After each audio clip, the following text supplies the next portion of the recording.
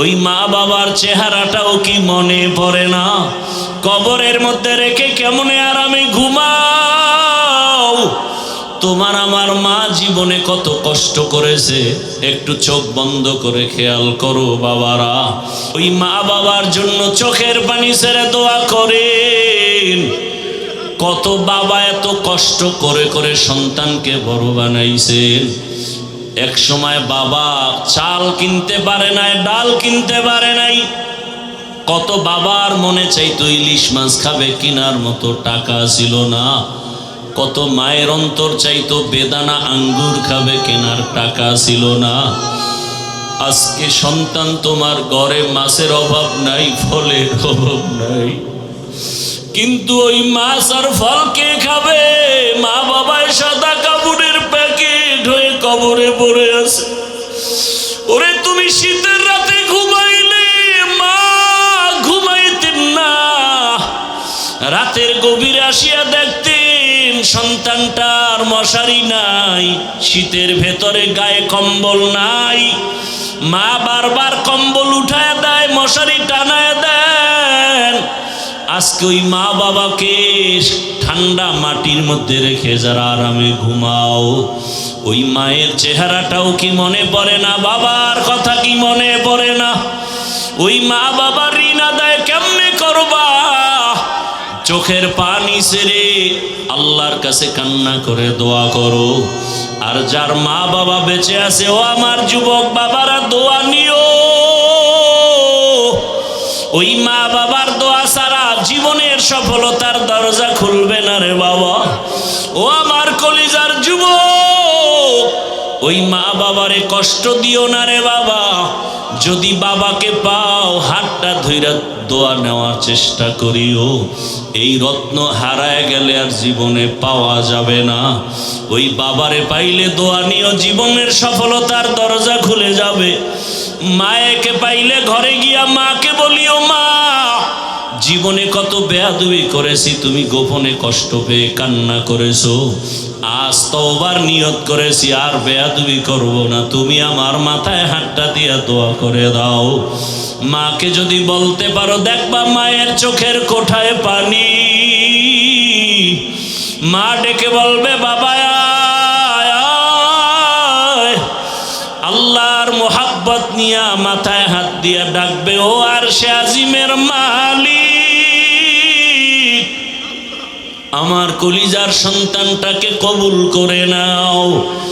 ও সন্তানেরা, ওই মা বাবার দোয়া নিয়ে আগায়া যাও। ওলামায়ে কেরামের দোয়া, শিক্ষকের দোয়া নিয়ে গাও।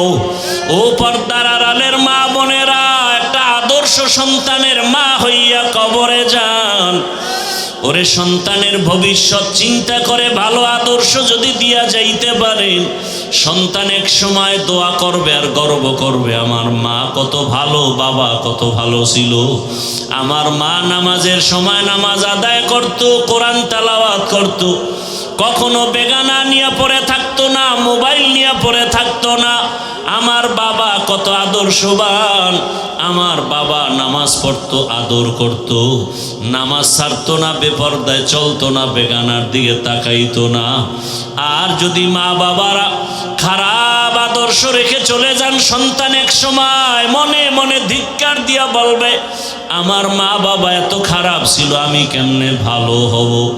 আমার মা বাবা দুজন তর্ক বিতর্ক ঝগড়ায় লিপ্ত থাকতো, নামাজ নাই, রোজা নাই, তেলাওয়াত নাই, সারাটা দিন মোবাইলে গুনাহ দেখতো, বেগানার পেছনে দৌড়াতো, তেলাওয়াতের খবর নাই, আমাদেরকেও ভালো লাইনে চালায় নাই, হারামের উপার্জনের পেছনে চলে যাইতো। ধিক্কার জানাবে রে মা বাবা, এখনো সময় আছে, তওবা করেন, আল্লাহর কাছে মন খুলে দুফোঁটা চোখের পানি ছেড়ে বলেন, হে মালিক, জীবনে তো গুনাহ কম করি নাই, আজ থেকে গুনাহ করব না, নামাজ ছাড়ব না, বেপরদায় চলব না। আর যুবকেরাও তওবা করো, আর কোনোদিন কোনোদিন মা বাবার সাথে বেয়াদবি করবা না, নামাজ ছাড়বা না, দাড়ি কাটবা না, বেপরদায় চলবা না। মা বাবার দোয়া নিয়া, শিক্ষকের দোয়া নিয়া, উলামায়ে কেরামের দোয়া পরামর্শ নিয়া, রসুলের মোহাব্বত নিয়া, নবীজির আদর্শ মেনে চলবা। আল্লাহর কাছে যদি তওবার মতো তওবা করতে পারো, আমার আল্লাহ জীবনের গুনাহ মাফ করে দিবেন। ও আল্লাহ আমাদের মাফ করে দেন, তওবাওয়ালা জিন্দেগি দান করেন। আম্মা জান আয়েশা রাদিয়াল্লাহু আনহা একদিন রহমতের নবীকে জিজ্ঞাসা করেন, ইয়া রাসূলুল্লাহ, আপনি এত কষ্ট করেন, ইবাদত করেন, পা ফুলে যায়, এত পরিমাণ রসুল ইবাদতে সময় কাটান, পা ফুলে যায়। নবীজি কি বললেন জবাবে? আফালা আকুনা আবদান শাকুরা, ও আয়েশা, আমি কি আল্লাহর শুকরগুজার বান্দাদের মধ্যে অন্তর্ভুক্ত হব না? তাহলে নবী নিজেকে বান্দা বললে কি হয়? খুশি হয়। এই জন্য দেখছেন নি ওই আরশে আজিমের মধ্যেও নবীকে বান্দা বলা হলো। ফাআওহা ইলা আবদিহি মা আওহা, আল্লাহ বলেন আমার বান্দার কাছে আমি ওহী নাজিল করলাম, যা বলার বলছি, এটা আর গোপন প্রকাশ না। এবার আরো মজার কথা, নবীর জিগে আপনি যে আমার বাড়ি আসছেন, হাদিয়া নিয়ে আসা দরকার না? কি নিয়ে আসছেন? নবী বলেন আত্তাহিয়াতু লিল্লাহ ওয়াসসালাওয়াতু ওয়াত-তাইয়্যিবাত, তিনটা নিয়ে আইছি হাদিয়া। আল্লাহ কয় আমিও তিনটা দিলাম। আসসালামু আলাইকা আইয়ুহান নবী ওয়া রাহমাতুল্লাহি ওয়া বারাকাতুহু। নবীকে আমি একা নিলাম না, আমার উম্মতেরও ভাগে লইলাম। উম্মতের কান্ডারি নবী,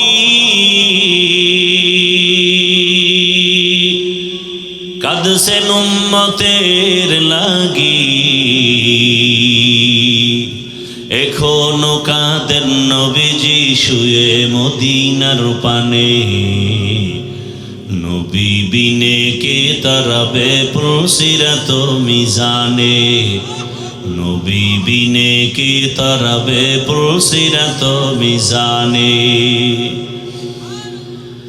রহমতের নবী যখন বললেন আমার উম্মতেরও শামিল করি, আসসালামু আলাইনা কন না কেন, ওয়া আলা ইবাদিল্লাহিস সালিহিন।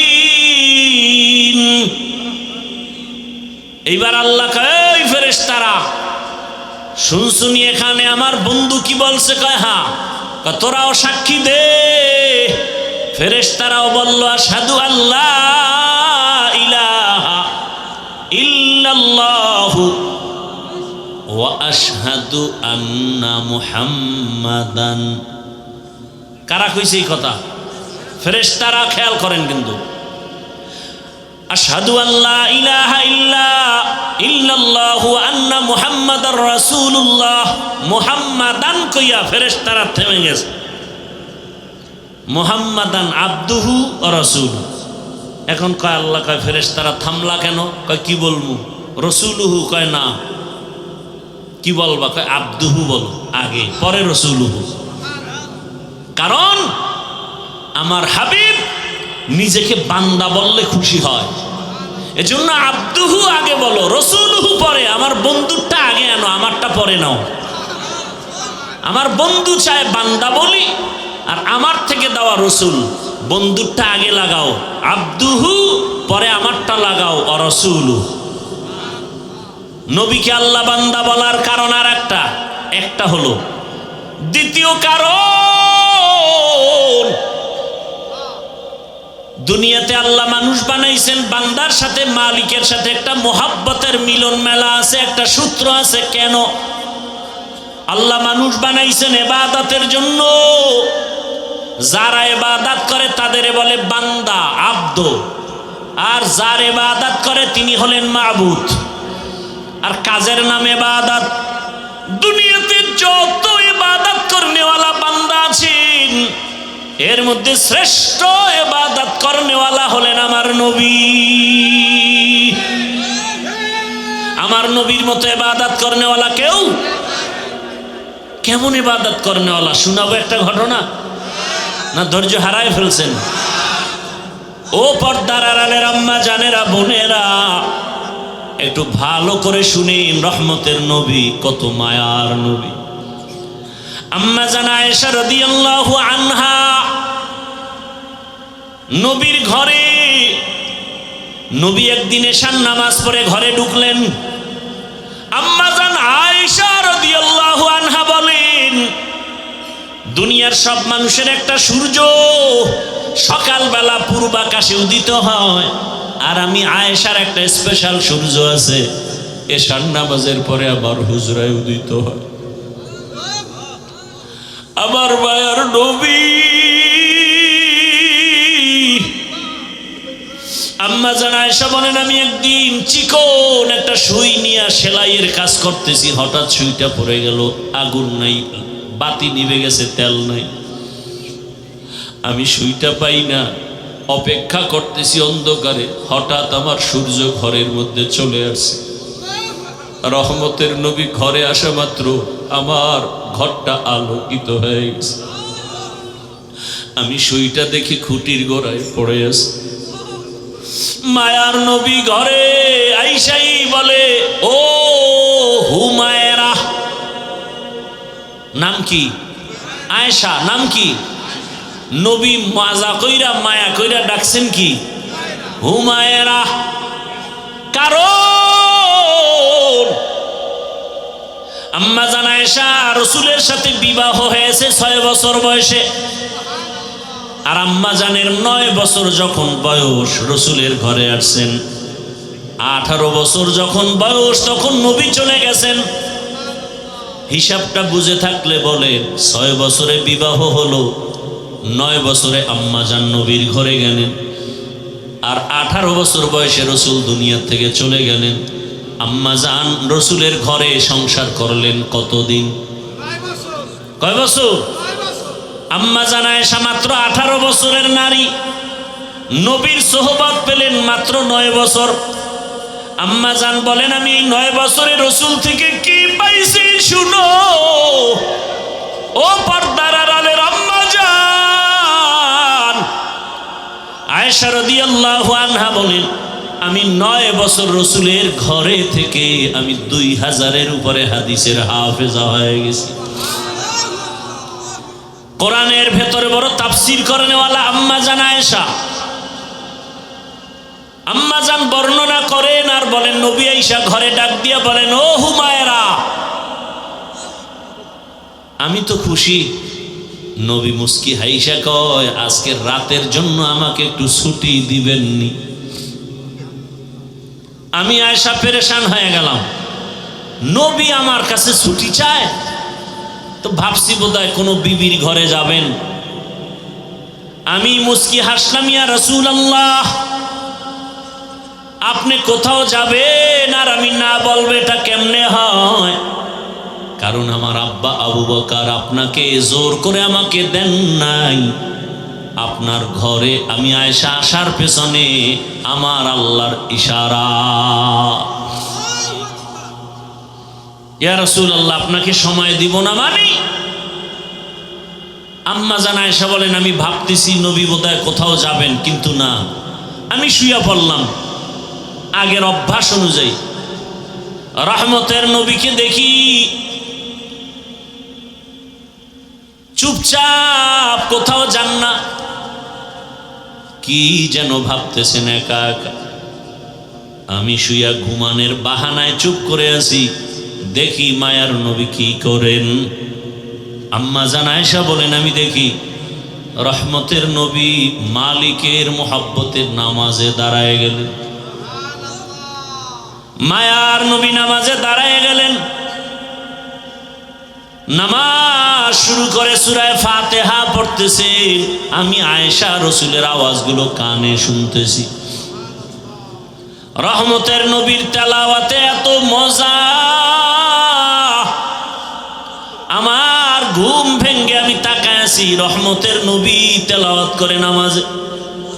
কিন্তু আমি আবার ভয় পেয়ে গেলাম। আমি জীবনে যতবার দেখছি রাসূল নামাজ আদায় করে, কিন্তু আজকে দেখি ভিন্ন। রহমতের নবী নামাজে অঝোর ধারায় কান্না করতেছেন, কান্না কান্না, দাড়ি ভিজে ভিজে চোখের পানি পড়ে। নবী তেলাওয়াত করে আর কাঁদেন। কোরআনে হাকিমের বড় সূরা সূরা বাকারা তেলাওয়াত শুরু করলেন। মনে করলাম অর্ধেক গিয়ে রুকুতে যাবেন, কিন্তু দেখি না, নবী কাঁদেন আর তেলাওয়াত করেন। করতে করতে পুরা সূরা বাকারা, এত বিশাল সূরাটা শেষ করে ফেললেন। ভাবলাম এবার নবী রুকুতে যাবেন, দেখি না পরের সূরাটাও শুরু করলেন। নবী তেলাওয়াত করতেছেন আর কান্না করতেছেন। এর পরের সূরাটাও তেলাওয়াত করলেন। অঝোর ধারায় রাসূলের কান্না। আমি আয়েশা ভয় পেয়ে গেলাম, মনে হয় রহমতের নবী জীবনের শেষ নামাজ বুঝি আদায় করতেছে। এত কান্না। রহমতের নবী মাত্র প্রথম রাকাতে এতগুলো সূরা পড়িয়া দীর্ঘ সময়, রাত অনেক পার হয়ে গেল, নবী সবে মাত্র রুকুর মধ্যে গেলেন। ভাবলাম নবী রুকু তাড়াতাড়ি করবেন। নবীকে জীবনে আমি এত দেরি করতে দেখি না, এত দেরিতে রুকুতে গেলেন আর দেরি করলেন। ভাবলাম মনে হয় নবী উঠবেন না। অনেক সময় পার হয়ে গেল, কান্না তো বন্ধ নাই। এক পর্যায়ে রাসূল দাঁড়ায় গেলেন। রুকু থেকে দাঁড়াইয়া কান্না অবস্থায় আবার সিজদায় চলে গেলেন। মাত্র প্রথম রাকাতের প্রথম সিজদায় গিয়া নবী এত মায়ার কান্না শুরু করলেন। নবী মাথা উঠান না। আমি ভয় পেয়ে গেলাম নবীর জীবনের শেষ নামাজ নাকি। আমারও ভয়। রহমতের নবী প্রথম রাকাতের প্রথম সিজদায় পড়ে আছেন, কান্না। নবী মাথা উঠান না, উঠান না, উঠান না।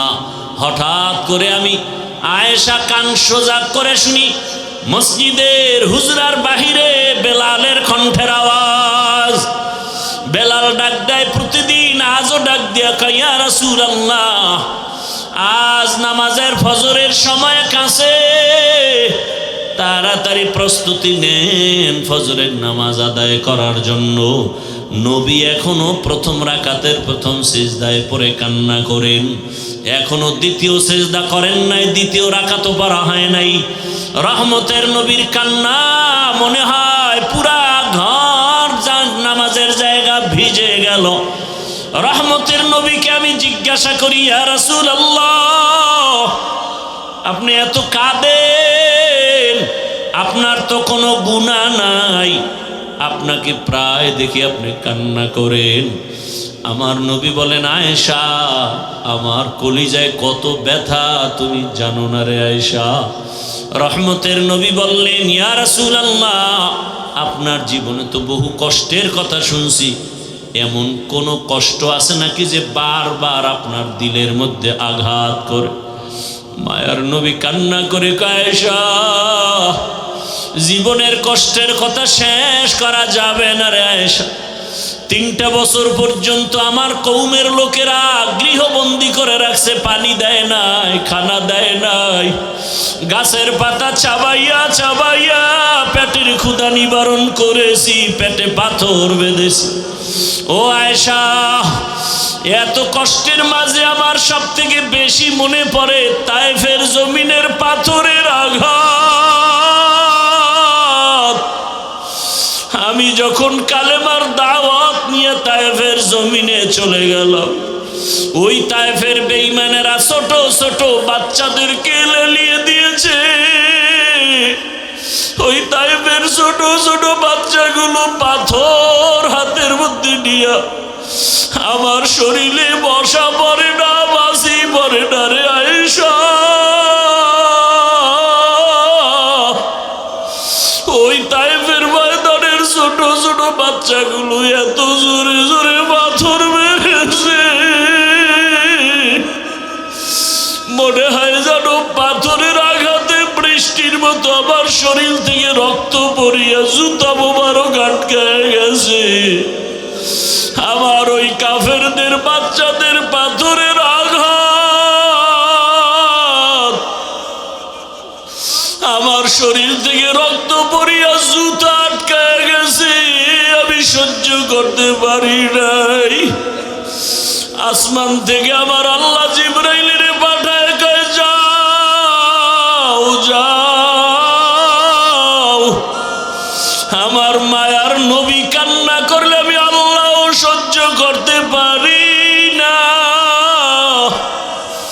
জিবরাইল আমিন আসি আমাকে বলে, নবী আপনি কাঁদিয়েন না, আমার মাওলা সহ্য করতে পারেন না, আপনি এখন অর্ডার দেন তায়েফের জমিন উল্টায়া ধ্বংস করে ফেলি। মায়ার নবী বলে, ভাই জিবরাইল ওদের মারিও না, ওরা জানে না আমি কেমন, ওরা জানে না আমি কেমন, আমি কত বড় অসহায়, আমি কত বড় ইয়তীম। এই তায়েফের মানুষ জানে না আমি যে বাবা হারা সন্তান। আমি দুনিয়াতে আসি একবারও বাবা বলে ডাক দিতে পারি না, বাবার আদর থেকে আমি বঞ্চিত, মায়ের আদর থেকে আমি বঞ্চিত। ও জিবরাইল এদের মারিও না।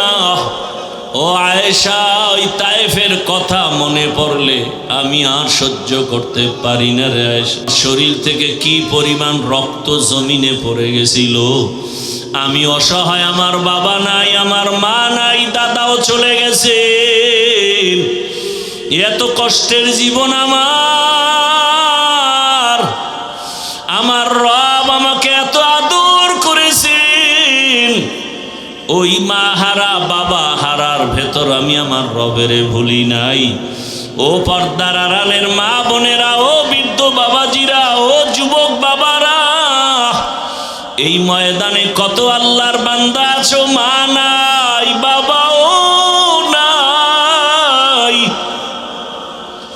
আজকে মা হারা বাবা হারা সন্তানের কলিজায় কত আঘাত। এই মা বাবার চোখের পানি আর দোয়া ছাড়া মানুষ হওয়া সম্ভব না রে বাবা। ওই মায়ের চোখের পানি, বাবার চোখের পানি আর কষ্ট আজ আল্লাহ চেয়ারে বসাইছেন। ওরে মা বাবার জীবনের কষ্টের ঋণ আদায় করা যাবে না রে সন্তান। আমার মায়ার নবী কাঁদেন মা হারা বাবা হারা হয়ে। ও এতিম সন্তানেরা, গুনাহের কারণে দিলটা পাথর, চোখে পানিও নাই, কান্নাওয়ালা চক্ষু দান করেন। আল্লাহ আমাদের জীবনটাকে রসুলের আদর্শে গড়ার তৌফিক দান করেন, আমিন। আলহামদুলিল্লাহি রাব্বিল আলামিন, ওয়াসসালাতু ওয়াসসালামু আলা সাইয়্যিদিল আমবিয়া ওয়াল মুরসালিন ওয়া আলা আলিহি ওয়া আসহাবিহি আজমাইন। ইয়া আরহামার রাহিমিন, ইয়া আরহামার রাহিমিন, ইয়া আরহামার রাহিমিন। রব্বির হামহুমা কামা রব্বায়ানি সগীরা। ও দয়ার মালিক, গুনাহের বোঝা নিয়ে আপনার দরওয়াজায় হাজির। আয় আল্লাহ, ময়দানে আমার মতো গুনাহগার কেউ নাই। আমার গুনার খবর কেউ জানে না, আপনি জানেন। গুনাহের কারণে আমার হাত না পাক, আমার চোখ না পাক, আমার জিহ্বা না পাক, আমার অন্তর না পাক। আয় আল্লাহ, তওবার নিয়তে আসছি, আর গুনাহ করব না রে মালিক, আর গুনাহ করব না, আর গুনাহ করব না। আয় আল্লাহ, গুনার কারণে দিলটা পাথর, চোখে পানি নাই, কান্নাওয়ালা চক্ষু দান করেন আল্লাহ।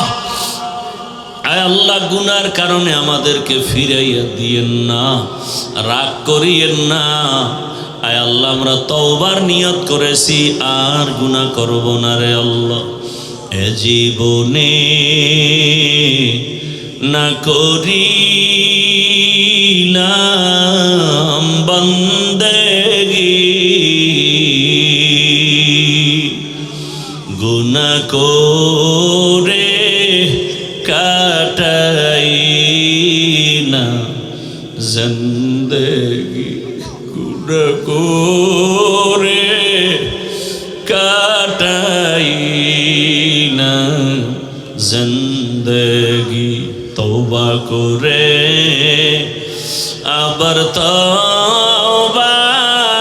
ভাঙ্গিলাম, তওবা করে আবার তওবা ভাঙ্গিলাম, অবশেষে খাঁটি তওবা করিলাম, অবশেষে খাঁটি তওবা করিলাম। সকলেরই দরজা হইতে ফিরিয়া আপনারও দরজায় রইলাম পড়িয়া। আপনি যদি মাফ না করেন বান্দারে, বলে না আপনার বান্দা যাবে কার দ্বারে। গুনাহ করেছি আর তো গুনাহ করব না, গুনাহ করেছি আর তো গুনাহ করব না। দয়া করে মাফ করে দেন রব্বানা, দয়া করে মাফ করে দেন রব্বানা। আয় আল্লাহ, আমরা গুনার বোঝা নিয়ে আসছি, খালি ফিরাইয়া দিয়েন না রে আল্লাহ।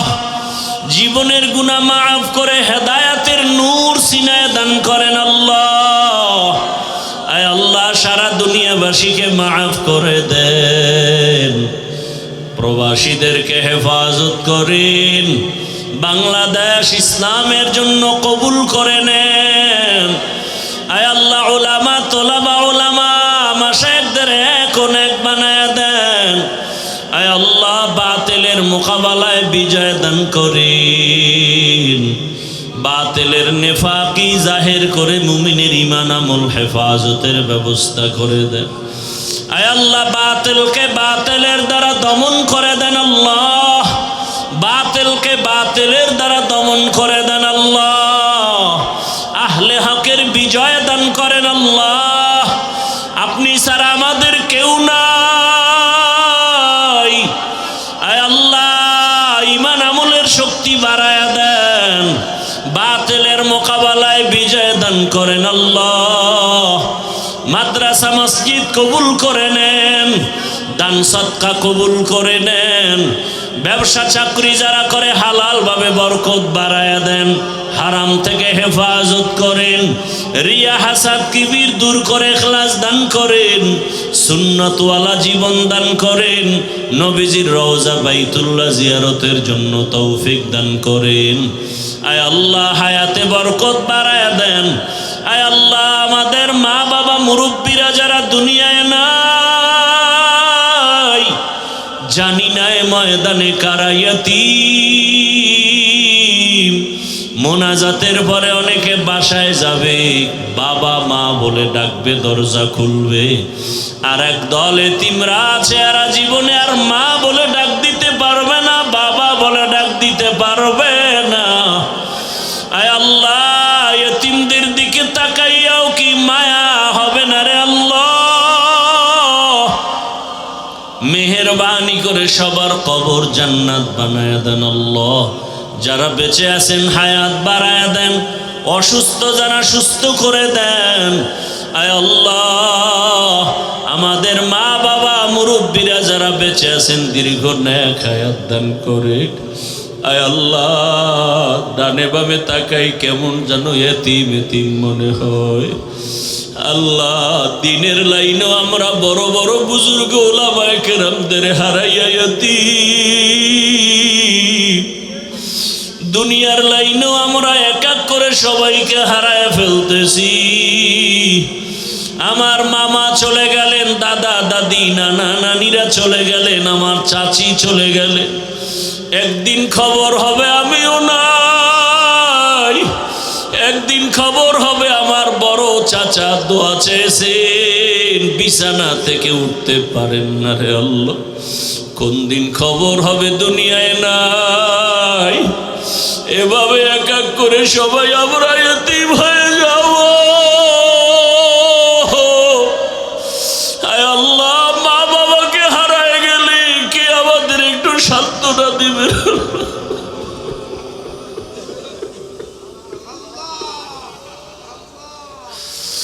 আল্লাহ, যার বাবা বেঁচে থাকিয়া যদি বিছানায় অসুস্থ থাকে, ছেলের কলিজাটা বড় হয়ে থাকে। বাবায় বিছানায় থাকলেও মনে হয় একটা গাছ আমাকে ছায়া দিতেছে।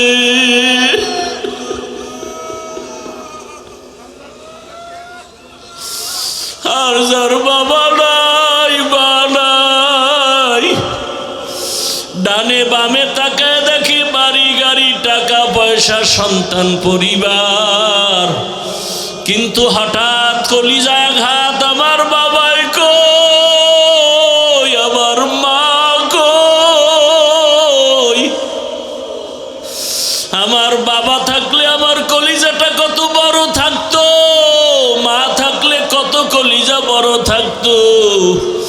বিপদে পড়লে মাকে বলতো মা দোয়া করিও, বাবাকে বলে দোয়া করিও। যার মা নাই বাবা নাই, ডানে তাকায় অসহায়, বামে তাকায় অসহায়, কার কাছে দোয়া চাইবে?